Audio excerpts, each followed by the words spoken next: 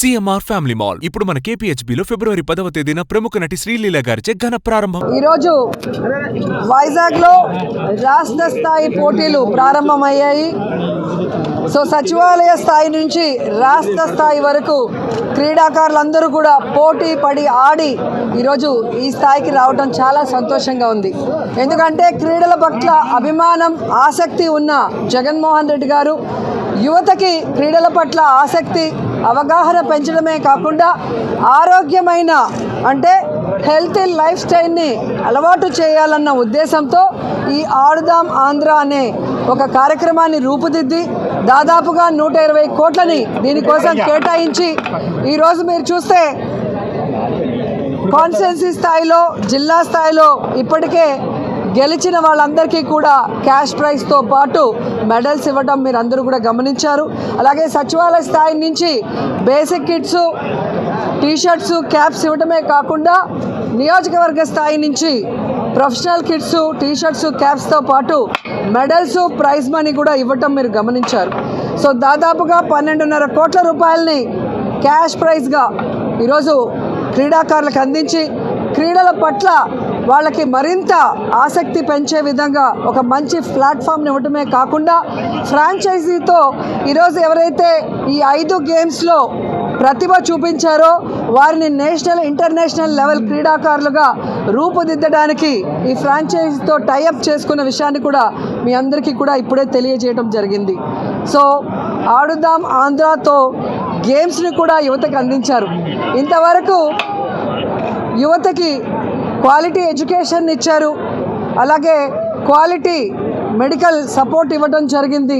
అలాగే మీరు చూస్తే ఆ కుటుంబాలకి సంక్షేమ పథకాలతో వారున్న ప్రాంతాలకి అభివృద్ధిని కూడా ఇచ్చి జగనన్న ఏ విధంగా ఆశీర్వదించారో అవన్నీ ఒక ఎత్తైతే, ముఖ్యంగా క్రీడాకారులు రాష్ట్రం విడిపోయిన తర్వాత చాలా ఇబ్బందులు పడుతుంటే ఈరోజు వారికి కావాల్సిన మౌలిక వసతుల్ని కానీ, ఇండోర్ స్టేడియంస్ని కానీ అందించడమే కాకుండా వాళ్ళు వెళ్తున్న టోర్నమెంట్కి వాళ్ళకి క్యాంపులు కండక్ట్ చేసి వాళ్ళకి ట్రైనింగ్ కూడా ఫ్రీగా ఇవ్వడం జరుగుతుంది. అలాగే మీరు చూస్తే సమ్మర్ క్యాంప్స్ ద్వారా చిన్నపిల్లల నుంచి పెద్దవాళ్ళ వరకు అందరికీ కూడా వారికి ఇష్టమైన గేమ్లో రాణించే అవకాశాన్ని కల్పించాం. అంతేకాకుండా సీఎం కప్ని నిర్వహించాం నేను మంత్రి అయిన తర్వాత. అలాగే జగనన్న క్రీడా సంబరాలు లాస్ట్ ఇయర్ చాలా ఘనంగా 1 నెల పాటు చేశాం.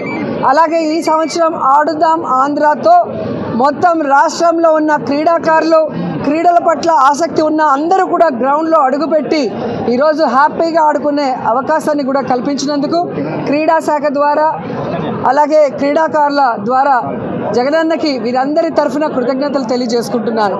సో ఇది చూసి కడుపు మంటతో ఏడ్చే పచ్చ ఛానల్లో ఈ మధ్య చూశాను, జగన్మోహన్ రెడ్డి గారి ఫోటో ఎందుకు బ్యాట్స్ మీద అని అడిగారు.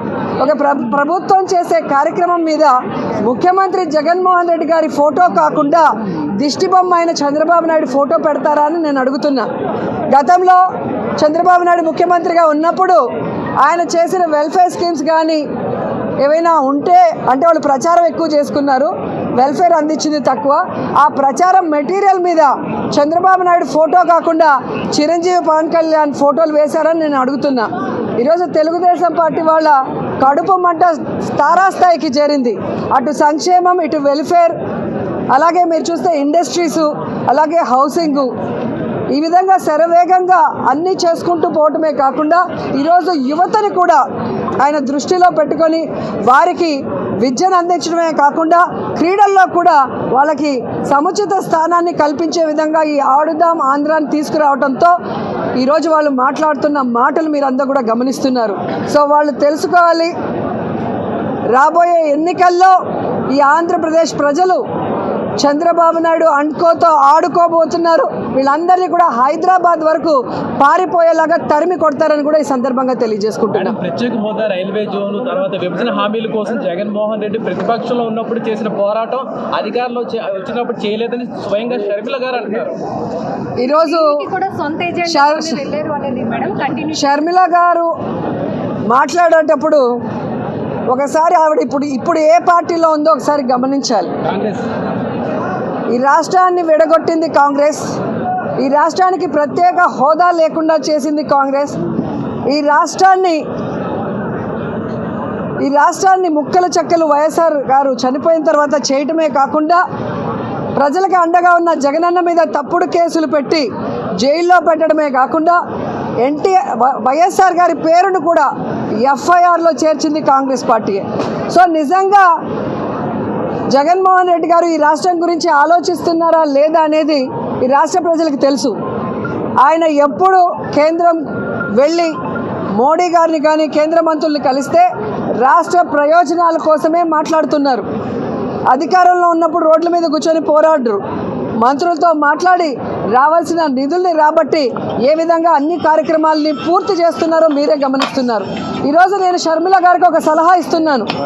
అమ్మ షర్మిల గారు, రేవంత్ గారు కాంగ్రెస్లోనే ఉన్నారు కదా, మనకి రావాల్సిన 6,000 కోట్ల రూపాయలని 6,000 కోట్ల రావాల్సిన వాటిని తీసుకురండి రేవంత్తో మాట్లాడి. అలాగే 1,80,000 కోట్ల ఉమ్మడి ఆస్తులు ఏవైతే ఉన్నాయో వాటన్నిటిని కూడా సోనియా గాంధీతో రేవంత్తో మాట్లాడి తీసుకురావాలి. ఊరికే ఆంధ్రప్రదేశ్లో వచ్చి విషం చెందితే ప్రజలు ఎవరు కూడా నమ్మే పరిస్థితి లేదు అని కూడా ఈ సందర్భంగా తెలియజేసుకుంటున్నా. కేవలం జగన్మోహన్ రెడ్డి గారి మీద విషం చిమ్మటానికే చంద్రబాబు నాయుడు, సోనియా గాంధీ ఈరోజు షర్మిల గారిని ఆంధ్రప్రదేశ్లో కాంగ్రెస్ పార్టీలో పెట్టి ఈ విధంగా టూర్లు పెట్టిస్తున్నారనేది చిన్న పిల్లోడిని అడిగినా కూడా చెబుతారు. ఎందుకంటే నేను తెలంగాణలో పుట్టాను, తెలంగాణలోనే పెరిగాను, తెలంగాణలోనే పెళ్లి చేసుకున్నాను. తెలంగాణ ప్రజలు నా ప్రజలు. నా జీవితాంతం ప్రాణం ఉన్నంత వరకు తెలంగాణ ప్రజల కోసమే పోరాడతానని ఒక పార్టీ పెట్టి ఈరోజు ఏ లబ్ధి కోసం ఆ పార్టీని కాంగ్రెస్లో విలీనం చేసిందో తెలంగాణ ప్రజలకి చెప్పాలి. ఏ లబ్ధి కోసం తెలంగాణ ప్రజల్ని గాలి కొదిలేసి ఇక్కడ జగనన్న మీద విషం చిమ్ముతుందో కూడా చెప్పాల్సిన అవసరం ఉంది. ఈరోజు కాంగ్రెస్ పార్టీ తరఫున షర్మిల గారు కానివ్వండి, ఎవరు వచ్చినా కూడా వాళ్ళకి జీరో వాల్యూ. ఎందుకంటే ఇదే షర్మిల గారు పాదయాత్రలో కానీ తెలంగాణలో పార్టీలు పెట్టిన తర్వాత కానీ ఆమె స్పీచెస్ ఒకసారి మీకు చూస్తే మీకే అర్థమవుతుంది. రేవంత్ ఒక దొంగ, కాంగ్రెస్ ఒక పనికిమాలిన పార్టీ. ఈరోజు రాజశేఖర్ రెడ్డి గారు బ్రతుకుంటే కాంగ్రెస్ మొహం మీద ఉమ్మేసి ఉంటాడని మాట్లాడిన వ్యక్తి అదే కాంగ్రెస్లోకి ఈరోజు తన పార్టీని విలీనం చేసి తాను జాయిన్ అయి ఏ విధంగా కాంగ్రెస్ కండువా కప్పుకొని చంద్రబాబు నాయుడు స్క్రిప్ట్ ఎందుకు చదువుతుందో ఆవిడ చెప్పాల్సిన అవసరం ఉంది. ఆవిడ ప్రశ్నలకి జగన్ గారు సమాధానం చెప్పాల్సిన అవసరం లేదు. ఈ రాష్ట్రం కోసం, రాష్ట్ర ప్రజల కోసం, ఈ రాష్ట్రం విడిపోయి నష్టాల్లో, కష్టాల్లో, అప్పుల్లో చంద్రబాబు నాయుడు కాంగ్రెస్ ముంచేసినా ఈరోజు కుంటి సాకులు చెప్పకుండా సమర్థవంతంగా పరిపాలిస్తూ తానిచ్చిన ప్రతి వాగ్దానాన్ని నెరవేరుస్తూ సంక్షేమం, అభివృద్ధి రెండు కళ్ళగా పరిపాలిస్తున్న జగనన్నకి ఈ రాష్ట్ర ప్రజలు ఎప్పుడూ అండగా ఉంటారు. ఆయన మీద విషం చెమ్మడానికి వచ్చే non local politicians Chandrababu Naidu అయినా, పవన్ కళ్యాణ్ అయినా, లోకేష్ అయినా, షర్మిల అయినా వీళ్ళు 2024 తర్వాత ఈ రాష్ట్రంలో కనబడరు. హైదరాబాద్కి పార్సిల్ చేసేస్తారు ప్రజలను కూడా చెప్తున్నా. మేడం 3 రాజధానులు అన్నారు మేడం.